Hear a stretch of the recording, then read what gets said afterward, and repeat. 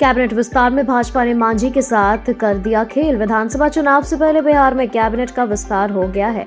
नए मंत्रियों के बीच विभागों का बंटवारा भी कर दिया गया है। वहीं पुराने मंत्रियों के विभाग भी बदले गए हैं। हालांकि विभागों के बंटवारे में जीतन राम मांझी के साथ बड़ा खेला हो गया है। विधानसभा चुनाव से पहले बीजेपी ने मांझी के पर को कतरने की कोशिश की है। जीतन राम मांझी ने विधानसभा चुनाव में अपनी औकात दिखाने की बात कही थी। बिहार में घोषित 2 डिप्टी सीएम, एक अघोषित उप मुख्यमंत्री। भाजपा विधानमंडल दल के नेता सम्राट चौधरी पहले नंबर के डिप्टी सीएम हैं। इनके पास वित्त विभाग और वाणिज्य कर विभाग है।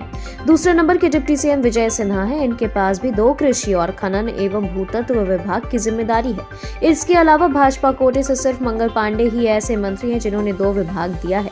भले ही ये घोषित डिप्टी सीएम नहीं हो, फिर भी 2 महत्वपूर्ण विभाग की जिम्मेदारी देकर उप मुख्यमंत्री के बराबर में रखा गया है।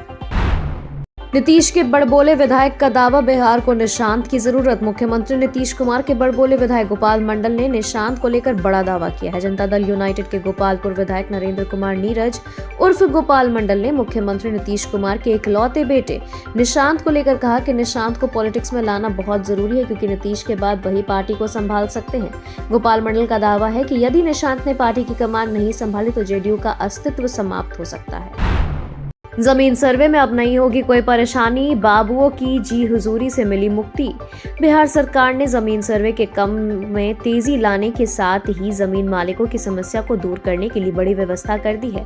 राज्य के सभी 9 प्रमंडलों में नई व्यवस्था ने काम शुरू कर दिया है। इसके बाद बिहार में जमीन सर्वे में कोई परेशानी नहीं होगी। जमीन मालिकों को बाबुओं की जी हुजूरी से मुक्ति तो मिलेगी, सरकारी दफ्तर का चक्कर भी लगाने से छुटकारा मिलेगा। प्रशांत किशोर ने 11 अप्रैल को बुलाई बड़ी रैली। जनसुराज के सूत्रधार प्रशांत किशोर ने 11 अप्रैल को पटना के गांधी मैदान में पार्टी की बड़ी रैली बुलाई है। पीके इस रैली से बिहार में आगामी विधानसभा चुनाव के लिए चुनाव प्रचार का शंखनाद करेंगे। जनसुराज पार्टी की स्थापना के बाद यह पार्टी की पहली बड़ी रैली होगी। प्रशांत किशोर ने गुरुवार को मीडिया से बातचीत में यह घोषणा की। उन्होंने दावा किया कि यह रैली बिहार की बदहाली के खिलाफ निर्णायक साबित होगी। 2025 के बाद बिहार बदहाल नहीं होगा। प्रशांत किशोर का कैबिनेट विस्तार पर तंज। जनसुराज के नेता प्रशांत किशोर ने बिहार में कैबिनेट विस्तार पर तीखा वार किया है। इस बहाने उन्होंने प्रधानमंत्री नरेंद्र मोदी और बिहार के मुख्यमंत्री नीतीश कुमार पर निशाना साधा। उन्होंने कहा कि मोदी जी ने नीतीश चचा को खाली लाडला क्या कह दिया, भाजपा के 7 मंत्री बना लिए। सरकार के अभी बस 6-7 महीने बचे हैं। भाजपाई चाह रहे हैं कि इस दौरान वे जितना लूट सकते हैं लूट ले। यह भी कहा कि बिहार को 100 करोड़ का मखाना बोर्ड देकर यह वाहवाही लूट रहे हैं। चिराग के जीजा अरुण भाटी तेजस्वी पर बरसे। लोजपा रामविलास के सांसद और पार्टी के राष्ट्रीय अध्यक्ष चिराग पासवान के जीजा अरुण भाटी ने बिहार विधानसभा में नेता प्रतिपक्ष तेजस्वी यादव पर तीखा वार किया है। उन्होंने कहा कि तेजस्वी यादव भौखलाहट में अनाप शनाप बोल रहे हैं। चुनाव को लेकर बताया कि एनडीए के सभी दल 2025 में सभी 243 सीटों पर चुनाव जीतने की तैयारी कर रहे हैं। बिहार में अगली सरकार एनडीए की ही बनने जा रही।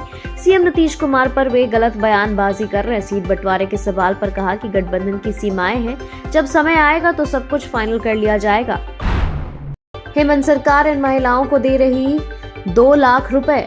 झारखंड सरकार मुख्यमंत्री मैया सम्मान योजना के तहत जनवरी और फरवरी महीने की राशि होली से पहले महिलाओं के खातों में ट्रांसफर करेगी। योजना के प्रभारी मंत्री चमरा लिंडा ने विधानसभा में इसकी जानकारी दी। उन्होंने यह भी बताया कि मार्च महीने की राशि सभी जिलों को आवंटित कर दी गई है। लिंडा ने विधवा महिलाओं को पुनर्विवाह पर मिलने वाली आर्थिक सहायता का भी जिक्र किया।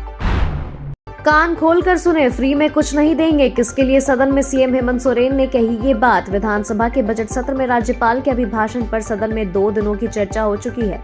इसी क्रम में तीसरे दिन गुरुवार को नेता सदन के रूप में मुख्यमंत्री ने अपने संबोधन के विपक्ष पर कड़ा प्रहार किया है। बालू पर चल रहे बवाल पर मुख्यमंत्री ने कहा कि विपक्ष के अधिकतर सदस्यों को ईंट बालू से सरोकार है। इन्हें फ्री में बालू नहीं मिल रहा है तो ये आपत्ति जता रहे हैं। उन्होंने विपक्ष पर हमला बोलते हुए कहा कि ये कान खोलकर सुन ले, यह सरकार उन्हें फ्री में कुछ नहीं देने वाली।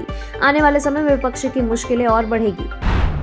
झारखंड में लागू होगा पैसा कानून, राज्यपाल से मिले सीएम हेमंत सोरेन। मुख्यमंत्री हेमंत सोरेन ने राजभवन में राज्यपाल संतोष कुमार गंगवार से भेंट की। राज्यपाल ने राज्य में पैसा कानून को प्रभावी रूप से लागू करने के लिए शीघ्र नियमावली गठित करने के भी निर्देश दिए। झारखंड के राज्यपाल संतोष कुमार गंगवार ने मुख्यमंत्री हेमंत सोरेन से राज्य में पैसा अर्थात पंचायत अधिनियम 1996 को प्रभावी ढंग से लागू करने को कहा। Thank you so much for watching this video. Don't forget to like, comment, share, and subscribe.